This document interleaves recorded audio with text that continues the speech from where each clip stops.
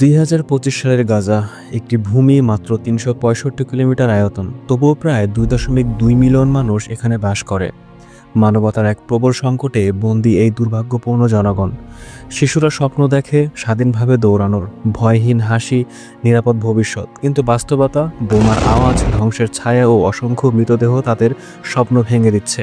গাজার যুদ্ধের প্রারম্ভ থেকেই স্বাস্থ্য মন্ত্রণালয়ের তথ্যমতে 55,104 জন নিহত, 1,27,394 জন আহত, তার বেশি অনেকেই বর্তমান অবধিও ধ্বংসস্তূপে চাপা পড়ে থাকতে পারে। অভিজ্ঞান ভিত্তিক গবেষণায় দেখা গেছে শুধুমাত্র আঘাতের কারণে 64,260 জন মৃত্যুর সম্ভাবনা, যার অনেকেই চিকিৎসা সেবা পায়নি। সরকারি রিপোর্ট অনুযায়ী 55,000-এর বেশি মৃত্যু, আর স্বতন্ত্র গবেষণায় 64,000 প্রকৃত মৃত্যুর অনুমানের বাইরে বাস্তব সংখ্যা আরও বেশি। হাসপাতালে অরক্ষিত মৃতদেহ, অনাহার, অপ্রীতিকর পরিস্থিতি আকারে এমনকি 80,000 বা তার চেয়েও বেশি মৃত্যুর কথা বলছেন লেখকরা। এইসব তথ্যের সমীক্ষা দেখায় যতই উদ্দেশ্য হোক শান্তি, বাস্তবতা আমাদের স্মরণ করিয়ে দেয় গাজার এই মানুষগুলোর জীবন আজ বিপন্ন এক কঠিন পরিস্থিতিতে। এই করুণ দৃশ্যপট আমাদের শোনায় শুধুমাত্র ব্যক্তিগত বিপর্যয় নয়, বরং এর পেছনে একটি রাজনৈতিক কাঠামোগত সংকটের উপসর্গ। এছাড়া গাজার এই মানুষগুলো, শিশু, নারী, বৃদ্ধ, তারা কি পৃথক চরিত্র? না, তারা মানবতার গল্প, যা কখনোই অবহেলা করা উচিত নয়। যখন আমরা আজ গাজা নিয়ে কথা বলি, তার পেছনে আছে দীর্ঘ ইতিহাসের ছায়া, যা শুরু হয় 1948 সালে। ব্রিটিশ প্যালেস্টাইন ম্যান্ডেটের অবসানের পরই 1948 সালের 15ই মে ইসরায়েলের রাষ্ট্র প্রতিষ্ঠিত হওয়ার সাথে সাথে প্রথম আরব ইসরায়েল যুদ্ধ শুরু হয়। এর ফলে লক্ষ লক্ষ ফিলিস্তিনি মানুষের জীবনে অমানবিক ঘটনা ঘটে। এই দিনেই ফিলিস্তিনি জাতির কাছে নাকবা বা ধ্বংসের দিন হিসেবে স্মরণীয় হয়। প্রায় 7,50,000 ফিলিস্তিনি পরিবার তাদের বাড়িঘর ছেড়ে চলে যেতে বাধ্য হয়। এরপর গাজার ভূখণ্ড নির্ধারিত হয় একটি সংকীর্ণ স্ট্রিপে, যা তখন থেকে গাজা স্ট্রিপ নামে পরিচিত পায়। 1949 সালে ইজিপশিয়ান ইসরায়েল আর্মিস্টিক এগ্রিমেন্ট অনুযায়ী গাজা অঞ্চল তখন শুধু 40 কিলোমিটার লম্বা এবং 6 থেকে 8 কিলোমিটার প্রস্থ বিশিষ্ট একটি এলাকা ছিল, যা ইজিপশিয়ান মিলিটারি রুলের অধীনে চলে। 1948 থেকে 1967 সালের মধ্যে গাজা আনুষ্ঠানিক কোনো রাষ্ট্রের অংশ ছিল না। এটি ছিল ইজিপশিয়ান মিলিটারি কন্ট্রোলের অধীনে, যেখানে ফিলিস্তিনিরা নাগরিকত্ব পাননি এবং তাদের শাসন ছিল সীমিত। এই সময়ে গাজার মধ্যে বিপুল সংখ্যক শরণার্থী ক্যাম্প তৈরি হয়। UNRWA গঠিত হয় ফিলিস্তিনি শরণার্থীদের সহায়তা করার জন্য। এরপর আসে 1967 সালের 6 ডে ওয়ার, যেখানে ইসরায়েল সিরিয়া, মিশর এবং জর্দানকে পরাস্ত করে গাজার সম্পূর্ণ নিয়ন্ত্রণ দখল করে নেয়। সেই সময় গাজার অন্তত 2,80,000 থেকে 3,25,000 ফিলিস্তিনি পালিয়ে যেতে বাধ্য হয়। এই ঘটনা নকশা নামে পরিচিত। ইসরায়েল গাজার উপরে সামরিক প্রশাসন চালু করে, জাতীয়তাবাদ দমন করে এবং বসতি স্থাপনের প্রক্রিয়াও হয়, যাকে স্ট্রাকচারাল ডেভেলপমেন্ট বলা হয়। 1993 সালে অসলো অ্যাকর্ডস স্বাক্ষরিত হয়েছিল, যার মাধ্যমে ফিলিস্তিনীয় স্বায়ত্তশাসনের পথ প্রশস্ত হয়। গাজার সীমিত নিয়ন্ত্রণ PLO এর অধীনে চলে আসে, কিন্তু শান্তি কোনো দিকে এগোয়নি। উভয় পক্ষের মাঝে অবিশ্বাস এবং পুরনো বিদ্বেষ চিরতরে টেকেনি। 2005 সালে ইসরায়েল গাজা থেকে একতরফা প্রত্যাহার করে, কিন্তু একই সাথে অবরোধ আর কঠোর নিয়ন্ত্রণ বজায় রেখে একটি নতুন সংকটের জন্ম দেয়। 2007 সালে হামাস গাজা নিয়ন্ত্রণ নেয়, আর তখন থেকে গাজা হয়ে পড়ে বিশ্বের সবচেয়ে ঘন বসতিপূর্ণ এবং অবরুদ্ধ অঞ্চলগুলোর মধ্যে অন্যতম। মাঝে মাঝে সংঘর্ষ, যুদ্ধ, অবরুদ্ধ অবস্থা সাধারণ ঘটনা হয়ে ওঠে। এই দীর্ঘ ইতিহাস বুঝিয়ে দেয় আজ গাজা শুধু একটি ভূমি নয়, এটি একটি রাজনৈতিক, মানবিক ও আন্তর্জাতিক প্রশ্ন। এই সংকটের মূলে রয়েছে বঞ্চনা, বসতি, নির্যাতন, আর তার ফলশ্রুতিতে আজ গাজা দাঁড়িয়ে আছে মানবতার এক বিপর্যয়ে। শুকর উৎসবের শেষে সাব্বাত উদযাপনের সময় হামাস গাজার সীমান্ত থেকে অত্যাধুনিক পরিকল্পনায় সাঁকো ভেঙে ইসরায়েলের গভীরে প্রবেশ করে একটি বিয়োগতান্ত্রিক হামলা চালায়, যেখানে ইসরায়েলের প্রায় 1,200 নাগরিক মারা যায় এবং 250 জনের বেশি মানুষকে বন্দী করে নেয়। পরের মুহূর্তে ইসরায়েল এক বিরাট সংকটের মুখে পড়ে। ইসরায়েল যুদ্ধ ঘোষণা করে, বিমান ও স্থল অভিযান শুরু করে সমগ্র গাজার উপরে। এরপর এগিয়ে আসে কঠোর অবরুদ্ধতা, খাদ্য, ঔষধ, বিদ্যুৎ ও জ্বালানি সরবরাহ প্রায় বন্ধ হয়ে যায়। এই অবস্থা গাজার হাসপাতাল ও জীবন রক্ষা ব্যবস্থাগুলোকে সম্পূর্ণ সংকটে ফেলে দেয়। উল্লেখযোগ্যভাবে মার্চ 2025 থেকে পুরোপুরি অবরুদ্ধতার ফলে খাবারের দাম 1400% বেড়ে যায় এবং প্রচুর মানুষ অনাহারে মৃত্যু হয়। যুদ্ধের প্রথম পর্যায়ে অক্টোবর থেকে নভেম্বর 2023 ও সীমাবদ্ধ যুদ্ধবিরতির মধ্যে দিয়ে কিছু বন্দী মুক্তি ও প্রাথমিক স্বস্তির মুহূর্ত আসলেও স্থায়ী শান্তি আসতে পারেনি। পরবর্তী মাসব্যাপী অভিযান, হামলা এবং অবরুদ্ধতা চলতে থাকে, যা মিশন বন্ধ এবং মানবিক বিপর্যয় বাড়ায়। অর্থাৎ এই অধ্যায়ে আমরা দেখছি প্রথমে ইসরায়েলের গাজা দখল, তারপর হামাসের হামলা, পরবর্তী পর্যায়ে ইসরায়েলের শক্তিশালী প্রতিক্রিয়া, কিন্তু শান্তির কোনো খোলসই গড়ে ওঠে না। মানুষের জীবন এক একটি নাট্যপর্ব হয়ে দাঁড়ায়। এরই মাঝে 2025 সালের জানুয়ারিতে একটি সংক্ষিপ্ত যুদ্ধবিরতি ঘটে। ছুরি, বন্দুক এবং বন্দি বিনিময় হয়, কিন্তু মার্চ 2025-এ সব রুদ্ধতার পরিস্থিতি আবার শুরু হয়। যুদ্ধ পুনরায় জোরালো হয়, মানব জীবনের এক বিশাল সংকটে। গত জুলাই পর্যন্ত 54,000-এর বেশি ফিলিস্তিনি নিহত, অধিকাংশই বেসামরিক মানুষ। এই সংঘর্ষে শিশুদের অবস্থা ভয়াবহ, 18,500 শিশু নিহত। অনাহারে মৃত্যু ও দুর্ভিক্ষের আশঙ্কা এক বড় সংকট তৈরি করেছে। মানবিক সত্যের আর এক অধ্যায়। 24 জুলাই 2025-এর খবর অনুযায়ী 61,000-এর বেশি ফিলিস্তিনি নিহত।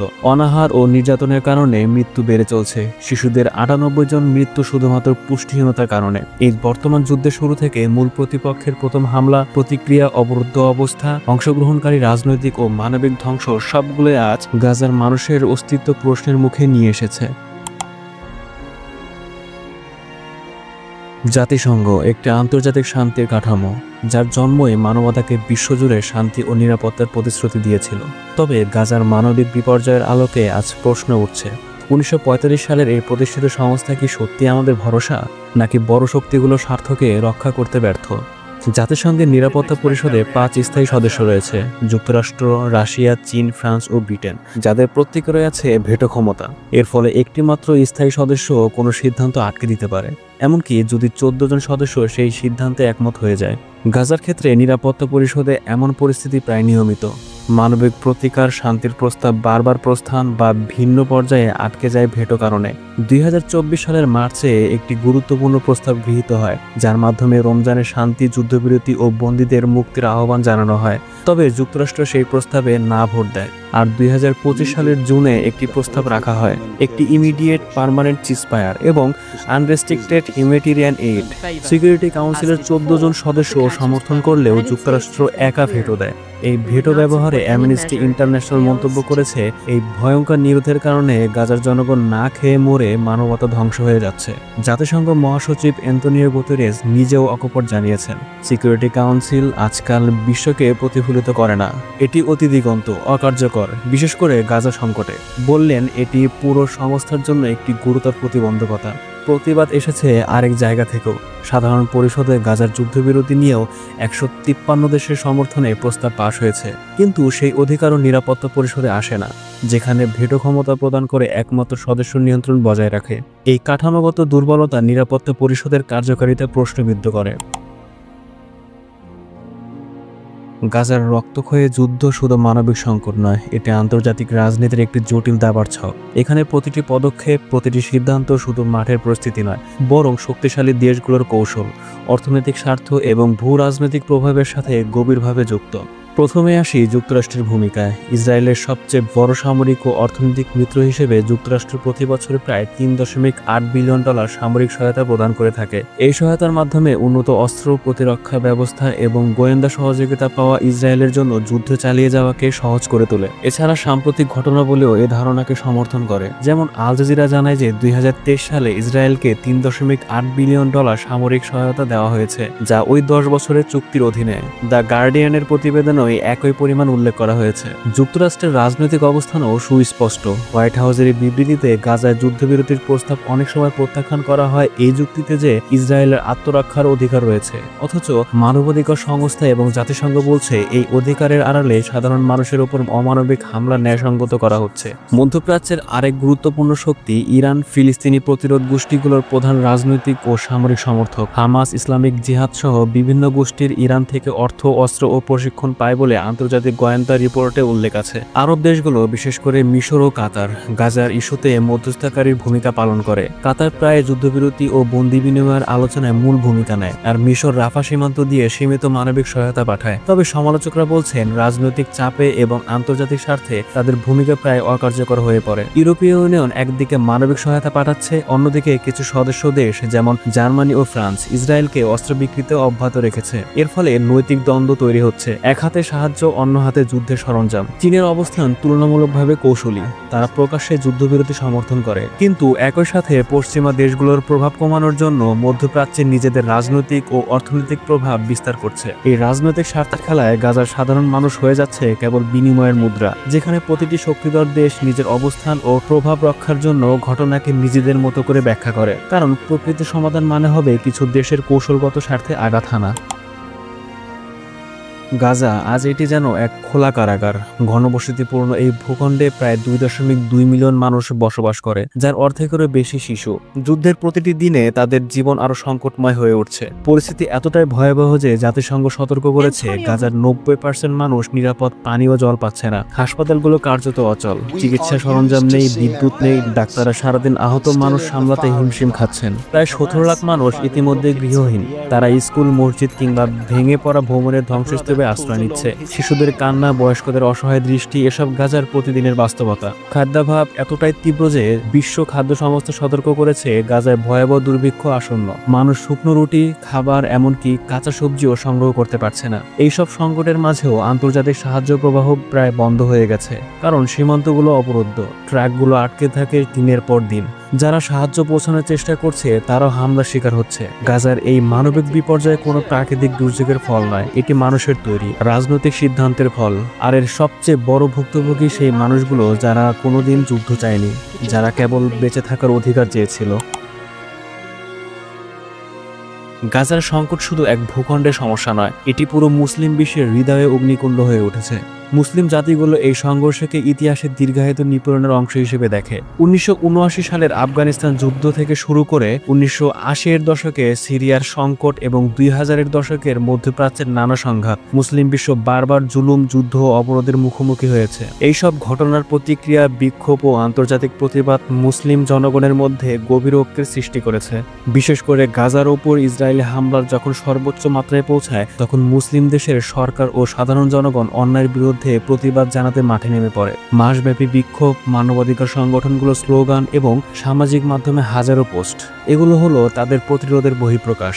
ইসলামিক সংগঠন যেমন হামাস, তাদের পক্ষে রাজনৈতিক, অর্থনৈতিক ও সামরিক সমর্থন অনেক মুসলিম দেশের কাছ থেকে আসে। তবে একই সঙ্গে অনেক সরকার আন্তর্জাতিক রাজনীতির কারণে সরাসরি সক্রিয় ভূমিকা নিতে পারছে না। এমনকি 1979 সালের ইরান-ইরাক যুদ্ধ থেকে সোভিয়েত আফগান যুদ্ধ, সিরিয়া গৃহযুদ্ধ, এই সব সংঘাতের মুসলিম বিশ্ব দেখিয়েছে ঐক্যের অসামান্য শক্তি। কিন্তু একই সঙ্গে বিভক্তি ও স্বার্থের কারণে সীমাবদ্ধতা স্পষ্ট। গাজা যুদ্ধের প্রেক্ষিতে 2024 ও 2025 সালের মধ্যে বিভিন্ন মুসলিম দেশ যেমন তুরস্ক, ইরান, সৌদি আরব, মিশর, কাতার, পাকিস্তান সহ বহু দেশ জনসাধারণের পক্ষ থেকে দৃঢ় সমর্থন ও মানবিক সহায়তা পাঠিয়েছে। তবে তাদের সরকারি নীতিতে স্পষ্ট ভিন্নতা দেখা যায়, যা আন্তর্জাতিক কূটনীতির সঙ্গে জড়িয়ে আছে। ঐতিহাসিক দৃষ্টিকোণ থেকে দেখা যায় ফিলিস্তিনি সংকটকে মুসলিম বিশ্বের ঐক্যের প্রতীক হিসেবে গ্রহণ করা হয়। 1970 ও 80-এর দশকে প্যালেস্টাইন ফ্রিডম ফাইটার্স গোষ্ঠীগুলো মুসলিম যুবকদের মধ্যে বিপ্লবী চেতনা জাগিয়ে তুলেছিল। তবে বর্তমান সময়ে রাজনৈতিক স্বার্থ, দেশীয় সমস্যা ও আন্তর্জাতিক চাপের কারণে ঐক্য তেমন দৃঢ় নয়। এর ফলে গাজার মানবিক বিপর্যয়ের বিরুদ্ধে সারা মুসলিম বিশ্ব একটি সমন্বিত কণ্ঠস্বর তুলতে পারেনি। তবুও গাজার বুকে দগ্ধ মানুষের জন্য মুসলিম বিশ্বের সাধারণ মানুষ ও বুদ্ধিজীবীরা আজও মানবতার ডাক দিয়ে যাচ্ছেন, যার প্রতিধ্বনি বিশ্বজুড়ে ছড়িয়ে পড়ছে। এই প্রতিক্রিয়া ভবিষ্যতে মুসলিম বিশ্বের ঐক্য ও শান্তির জন্য নতুন পথ খুলে দিতে পারে। গাজার যুদ্ধের রক্তাক্ত অধ্যায় এখনো শেষ হয়নি, কিন্তু ইতিহাস প্রমাণ করেছে যত দীর্ঘই সংঘাত চলুক না কেন, শান্তির সম্ভাবনা কখনো সম্পূর্ণ নিভে যায় না। ফিলিস্তিন ইসরায়েলের সংঘাতও তার ব্যতিক্রম নয়। 1993 সালের অসলো চুক্তি দুই পক্ষকে আলোচনার টেবিলে বসিয়েছিল। এটি ছিল প্রথমবারের মতো ইসরায়েল ও ফিলিস্তিনি নেতৃত্বের আনুষ্ঠানিক স্বীকৃতি বিনিময়। যদিও চুক্তি দীর্ঘমেয়াদে ব্যর্থ হয়, তবুও এটি প্রমাণ করেছিল উভয় পক্ষ চাইলে রাজনৈতিক সমাধানের পথ খুঁজে পাওয়া সম্ভব। 2023 থেকে 2025 সালে গাজা ও ইসরায়েলের মধ্যে সহিংসতা নতুন মাত্রায় পৌঁছেছে। অবরোধ, বসতি সম্প্রসারণ ও প্রতিশোধমূলক হামলা শান্তির প্রতিক্রিয়াকে প্রায় অসম্ভব করে তুলেছে। আন্তর্জাতিক পর্যায়ে বহুবার যুদ্ধবিরতি চুক্তি হলেও তা দীর্ঘস্থায়ী হয়নি। জাতিসংঘ, কাতার, মিশর এবং তুরস্ক শান্তি আলোচনার মধ্যস্থতা করার চেষ্টা করেছে। বিশেষ করে কাতারের ভূমিকা প্রশংসিত, কারণ তারা মানবিক সহায়তা ও রাজনৈতিক আলোচনার সমানভাবে জড়িয়ে থেকেছে। বিশেষজ্ঞদের মতে দীর্ঘমেয়াদী শান্তির জন্য কিছু মূল পদক্ষেপ প্রয়োজন। এক, মানবিক অবরোধের অবসান, গাজার মানুষের জন্য অবাধ খাদ্য, ঔষধ ও পানীয় জলের সরবরাহ। 2, রাজনৈতিক স্বীকৃতি, ফিলিস্তিনের রাষ্ট্র স্বীকৃতি আন্তর্জাতিকভাবে বিস্তৃত করা। 3, নিরাপত্তা গ্যারান্টি, উভয় পক্ষের জন্য আন্তর্জাতিক নিরাপত্তা বাহিনী মোতায়েন। 4, অর্থনৈতিক উন্নয়ন পরিকল্পনা, যুদ্ধবিধ্বস্ত এলাকায় পুনর্গঠন ও কর্মসংস্থান সৃষ্টি। যদিও বর্তমান পরিস্থিতি হতাশাজনক, কিন্তু ইতিহাস বলে সর্বাধিক অন্ধকার সময়ের মধ্যে আলো জন্ম নিতে পারে। দক্ষিণ আফ্রিকার অ্যাপারথাইড থেকে শুরু করে আয়ারল্যান্ডের গুড ফ্রাইডে এগ্রিমেন্ট প্রমাণ করে যে দীর্ঘমেয়াদী সংঘাত ও সমঝোতার মাধ্যমে শেষ হতে পারে। গাজার যুদ্ধ কেবল একটি রাজনৈতিক সংঘাত নয়, এটি মানুষের বেঁচে থাকার লড়াই, ন্যায় বিচারের জন্য আর্তনাদ এবং মানবতার পরীক্ষা। আজ আমরা দেখলাম কিভাবে ইতিহাস, রাজনীতি, আন্তর্জাতিক চাপ আর মুসলিম বিশ্বের প্রতিক্রিয়া সব মিলিয়ে এই সংকটকে দীর্ঘস্থায়ী করেছে। হয়তো একদিন গাজার শিশুরা ধ্বংসস্তূপের মধ্যে নয়, বরং স্কুলের মাঠে হাসি খুশি খেলবে। হয়তো একদিন রাতের আকাশে বিস্ফোরণের আগুন নয়, আতশবাজির আলো দেখা যাবে। সেই দিন আসবেই যদি আমরা চেষ্টা চালিয়ে যাই। বন্ধুরা, আমি মিস্টার থিংকিং গাজার রক্তাক্ত বাস্তবতা নিয়ে আজ ভেবেছি, শুনেছি, বলেছি। এখন আমি আপনাদের মতামত পড়তে চাই, তাই ভিডিওটি লাইক করে কমেন্টে আপনার মতামত প্রকাশ করুন আর চ্যানেলটি সাবস্ক্রাইব করে মিস্টার থিংকিং এর পাশেই থাকুন।